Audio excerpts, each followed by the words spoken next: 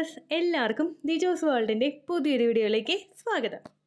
ഇന്നത്തെ വീഡിയോയിൽ ഞാൻ സംസാരിക്കുന്നത് പ്രഗ്നന്റ് ആകുന്ന സ്ത്രീകൾക്ക് അവരുടെ ഫസ്റ്റ് ട്രൈമസ്റ്ററിലും, അതായത് പ്രഗ്നൻസിയുടെ ഏറ്റവും ഏർലി സ്റ്റേജിലും അവരുടെ ലാസ്റ്റ് ട്രൈമസ്റ്ററിലും, അതായത് അവരുടെ ഡെലിവറി അടുക്കുന്ന സമയങ്ങളിലും ഏറ്റവും കൂടുതൽ ഉണ്ടാകാൻ സാധ്യതയുള്ള അല്ലെങ്കിൽ ഏറ്റവും തീവ്രമായിട്ട് ഉണ്ടാകാൻ സാധ്യതയുള്ള പ്രഗ്നൻസി ലക്ഷണത്തിനെ പറ്റിയിട്ടാണ്. അപ്പോൾ അതെന്താണെന്ന് നമുക്ക് നോക്കാം. വീഡിയോ നമുക്ക് സ്റ്റാർട്ട് ചെയ്യാം.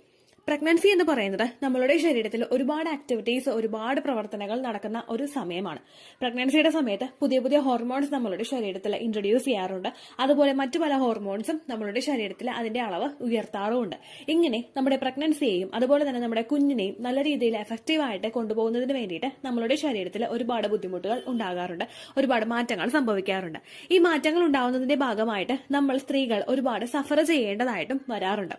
അങ്ങനെ പ്രഗ്നൻസി സമയത്ത് നമ്മുടെ ബ്രെയിനിന് സംഭവിക്കുന്ന ഒരു ബുദ്ധിമുട്ട്, എന്നാൽ നമ്മൾ പോലും ഇത് നമുക്കുണ്ടായ ഒരു ബുദ്ധിമുട്ടാണോ അല്ലെങ്കിൽ ഇത് പ്രഗ്നൻസിയുടെ ലക്ഷണമാണോ എന്ന് പോലും ചിന്തിക്കാത്ത കുറച്ച് കാര്യങ്ങളെ പറ്റിയിട്ടാണ് നമ്മൾ ഇന്ന് ഡിസ്കസ് ചെയ്യുന്നത് കേട്ടോ. അപ്പൊ നമുക്ക് വീഡിയോ സ്റ്റാർട്ട് ചെയ്യാം. പ്രഗ്നന്റ് ആകുന്ന സമയത്ത് നമ്മളുടെ ശരീരഭാഗങ്ങളിലെ ഓരോ ഭാഗത്തിനും അതിൻ്റെതായിട്ടുള്ള രീതിക്ക് മാറ്റങ്ങൾ സംഭവിക്കാറുണ്ട്. എന്തിന് ഏറെ പറയുന്നത്, നമ്മുടെ കൈയുടെ നഖത്തിന് വരെ മാറ്റങ്ങൾ പ്രഗ്നൻസിയുടെ ആ ഒരു ഏർലി സ്റ്റേജിൽ സംഭവിക്കാറുണ്ട്. ഇവിടെ പ്രഗ്നന്റ് ആയ സമയത്ത് സ്ത്രീകളുടെ ബ്രെയിനിന്, അവരുടെ തലച്ചോറിൽ ഉണ്ടാകുന്ന ഒരു പ്രത്യേക തരം മാറ്റത്തെ പറ്റിയിട്ടാണ് സംസാരിക്കുന്നത് കേട്ടോ. എല്ലാ സ്ത്രീകളും അവരുടെ ഡേ ടു ഡേ ലൈഫിൽ നിങ്ങൾ പ്രഗ്നന്റ് ആകുന്ന സമയത്ത് ഈ ഒരു മാറ്റം ഫേസ് ചെയ്യാറുണ്ട്. അപ്പൊ അതെന്താണെന്ന് നമുക്ക് നോക്കിയാലോ. പ്രഗ്നന്റ് ആകുന്ന സമയത്ത് സ്ത്രീകളുടെ ബ്രെയിനിനും അതിനനുസരിച്ചിട്ട് ഒരു മാറ്റം ഉണ്ടാകും എന്നാണ് പറയപ്പെടുന്നത്. ഈ ഒരു കണ്ടീഷനെ ബേബി ബ്രെയിൻ എന്നുള്ള ഒരു ടേം കൊണ്ടും വിശേഷിപ്പിക്കാറുണ്ട്.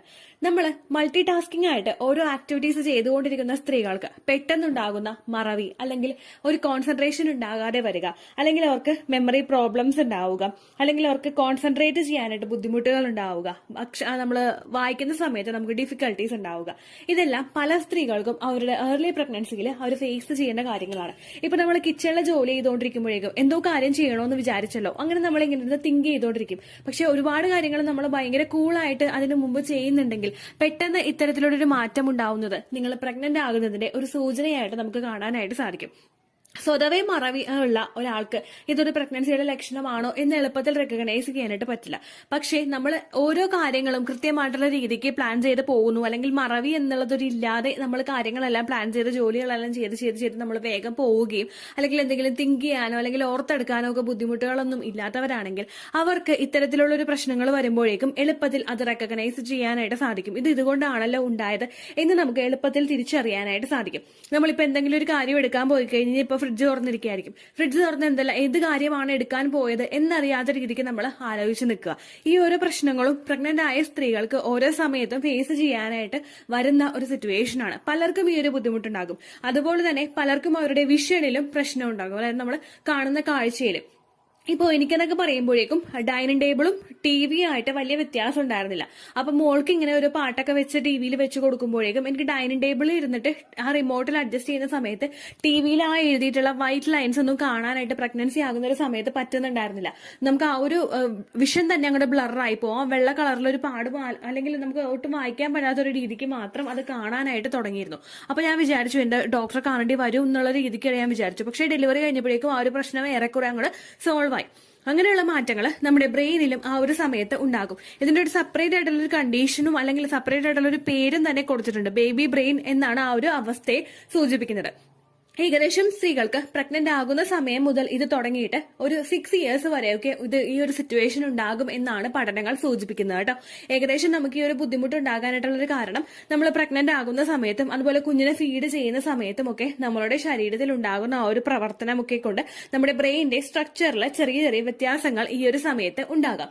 ഈ ഒരു സ്ട്രക്ചറിൽ വരുന്ന വ്യത്യാസം കൊണ്ടും പല സ്ത്രീകൾക്കും ഏർലി സ്റ്റേജിൽ തന്നെ ഈ ഒരു ബുദ്ധിമുട്ട് ഫേസ് ചെയ്യേണ്ടതായിട്ട് വരുന്നുണ്ട്.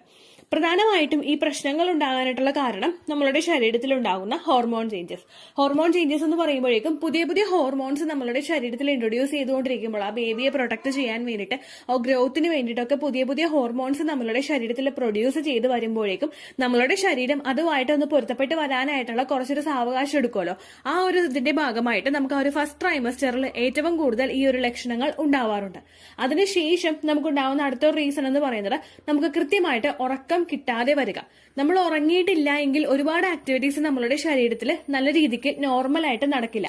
അപ്പോൾ ഈ ആക്ടിവിറ്റീസ് ഒക്കെ നമ്മൾ കുറയുന്നതിന്റെ ഭാഗമായിട്ട് നമ്മുടെ ബ്രെയിനും അതിനനുസരിച്ച് അതിനനുസരിച്ചിട്ടുള്ള ബുദ്ധിമുട്ടുകൾ ഉണ്ടാകാം. ഈ ബുദ്ധിമുട്ടും നിങ്ങളിൽ ഇത്തരം പ്രശ്നങ്ങൾ ഉണ്ടാവുന്നതിന് അത് വേഴ്സ് ആവുന്നതിനും കാരണമാവുന്നു. അടുത്തൊരു റീസൺ എന്ന് പറയുന്നത് നമ്മളിൽ ഉണ്ടാകുന്ന സ്ട്രെസ്സും ആൻസൈറ്റിയും.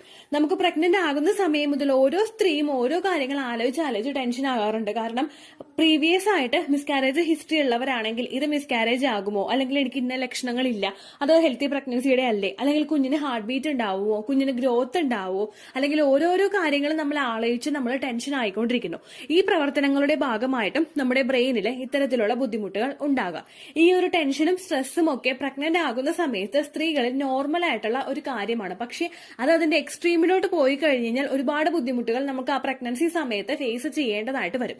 പ്രഗ്നന്റ് ആകുന്ന സ്ത്രീകളുടെ ഹോർമോൺ ചേഞ്ചസ് കൊണ്ടും മൂഡ് സ്വിങ്സ് കൊണ്ടും അവർക്ക് ആ ഒരു സ്ട്രെസ്സും ആൻസൈറ്റിയും നോർമലി ഫേസ് ചെയ്യേണ്ടതായി വരുന്നു.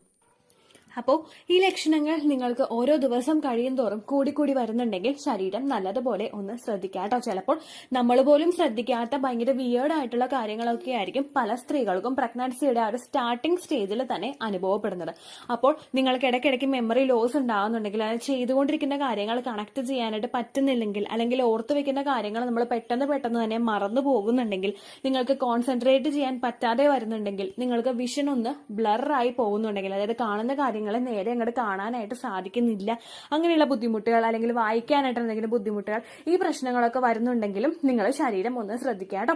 കാരണം നമ്മൾ പറയുന്ന പ്രഗ്നൻസി ലക്ഷണങ്ങളല്ല, അല്ലെങ്കിൽ നമ്മൾ ചിന്തിച്ചു വെച്ചിരിക്കുന്ന ഛർദി, അല്ലെങ്കിൽ നമുക്ക് നെഞ്ചരിച്ചിൽ, അല്ലെങ്കിൽ തലയിറങ്ങി വീഴുക, ഇങ്ങനെയുള്ള പ്രഗ്നൻസി ലക്ഷണങ്ങളൊന്നും അല്ല ഇപ്പൊ പല സ്ത്രീകൾക്കും അവരുടെ ലൈഫ് സ്റ്റൈലിൽ ഉണ്ടായിട്ടുള്ള ചേഞ്ചസ് കൊണ്ടും അതുപോലെ തന്നെ അവരിൽ ഉണ്ടായിരുന്ന ഭക്ഷണ രീതിയിൽ വരുന്ന വ്യത്യാസം കൊണ്ടും ഒക്കെ സ്ത്രീകൾക്ക് ഉണ്ടാവുന്നത്.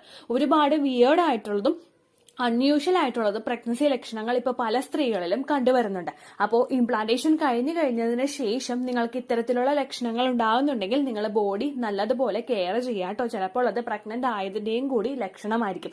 ആ ഒരു ഏർലി സ്റ്റേജിലായിരിക്കും എല്ലാവർക്കും തന്നെ ആ ഒരു ഹോർമോൺ ഷിഫ്റ്റ് വരുന്നത്.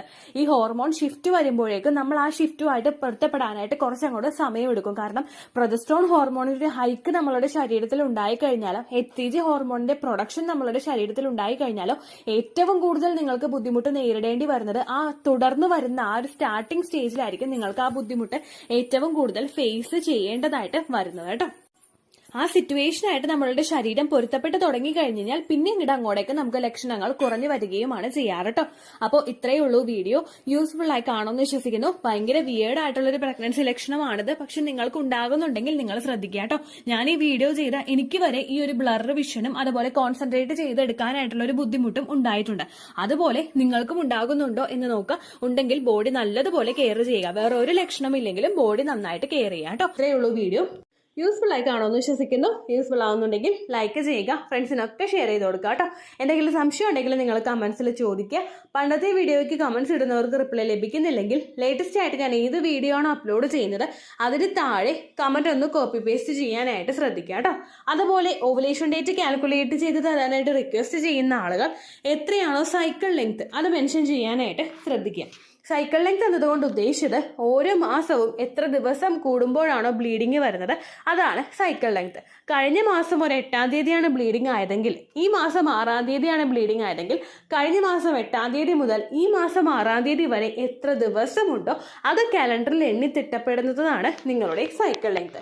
സൈക്കിൾ ലെങ്ത് നമ്മൾ കൃത്യമായിട്ട് കാൽക്കുലേറ്റ് ചെയ്യുകയാണെങ്കിൽ ഓവുലേഷൻ ഡേറ്റ് എളുപ്പത്തിൽ കണ്ടുപിടിക്കാൻ വേണ്ടിയിട്ട് ഒരുപാട് ആപ്ലിക്കേഷൻസും ഒരുപാട് ഓൺലൈൻ ആയിട്ടുള്ള വെബ്സൈറ്റുകളും ഇന്ന് നമുക്ക് അവൈലബിൾ ആണ്. പ്ലേ സ്റ്റോറിൽ പോയിട്ട് ഓൺലൈൻ ഓവുലേഷൻ ട്രാക്കർ എന്ന് ടൈപ്പ് ചെയ്ത് കഴിഞ്ഞാൽ നിങ്ങൾക്ക് അതുമായിട്ട് ബന്ധപ്പെട്ടിട്ടുള്ള ആപ്ലിക്കേഷൻസ് കിട്ടും. അത് പറ്റുന്നില്ല എങ്കിൽ ഗൂഗിളിൽ പോയിട്ട് ഓൺലൈൻ ഓവുലേഷൻ കാൽക്കുലേറ്റർ എന്ന് ടൈപ്പ് ചെയ്ത് കഴിഞ്ഞാൽ അതുമായിട്ട് ബന്ധപ്പെട്ടിട്ടുള്ള വെബ്സൈറ്റുകൾ നിങ്ങൾക്ക് കിട്ടും. അതിൽ നിങ്ങളുടെ ലാസ്റ്റ് മന്തിലെ മെൻസ്ട്രേഷൻ്റെ ഡേറ്റും ഒപ്പം ഞാൻ ഈ പറഞ്ഞ രീതിക്ക് നിങ്ങൾ കാൽക്കുലേറ്റ് ചെയ്യുന്ന സൈക്കിൾ ലെങ്ത്തും എൻ്റർ ചെയ്ത് കൊടുക്കുകയാണെങ്കിൽ നിങ്ങൾക്ക് കൃത്യമായിട്ട് ഓവുലേഷൻ ഡേറ്റ് കണ്ടുപിടിക്കാനായിട്ട് സാധിക്കും. ഫെർട്ടൈൽ ടൈം പീരീഡും നിങ്ങൾക്ക് കിട്ടും. അതായത് എത്ര ദിവസം മുതൽ കോൺടാക്ട് ചെയ്ത് തുടങ്ങിക്കഴിഞ്ഞാൽ നിങ്ങൾ പ്രഗ്നൻ്റ് ആകും എന്നുള്ളൊരു ഡേറ്റും നിങ്ങൾക്ക് പ്രോപ്പറായിട്ട് കിട്ടും കേട്ടോ. ഇത് കാൽക്കുലേറ്റ് ചെയ്യുന്ന സമയത്ത് സൈക്കിൾ ലെങ്ത് കാൽക്കുലേറ്റ് ചെയ്യുന്ന സമയത്ത് നിങ്ങളുടെ ആ ഒരു കലണ്ടറിൽ നോക്കി തന്നെ നിങ്ങൾ കാൽക്കുലേറ്റ് ചെയ്യുക. പല മാസങ്ങളിലും 30-31 ദിവസമുണ്ട്. അതുകൊണ്ടാണ് അങ്ങനെ പറഞ്ഞത്. ഒപ്പം നിങ്ങൾക്ക് ബ്ലീഡിങ് തുടങ്ങിയ ദിവസത്തിന് വേണം നിങ്ങൾ ഡേ 1 ആയിട്ട് എടുക്കാൻ വേണ്ടിയിട്ട്. സ്പോട്ടിങ് തുടങ്ങിയ ദിവസത്തിനെ, അതായത് ചെറുതായിട്ട് ഡിസ്ചാർജ് പോയി തുടങ്ങിയ ദിവസത്തിനെ നിങ്ങൾ കൺസിഡർ ചെയ്യേണ്ട ആവശ്യം ഇല്ല കേട്ടോ. അപ്പോൾ ഇത്രയേ ഉള്ളൂ വീഡിയോ. അടുത്തൊരു വീഡിയോ ആയിട്ട് നമുക്ക് വീണ്ടും കാണാം. ബൈ.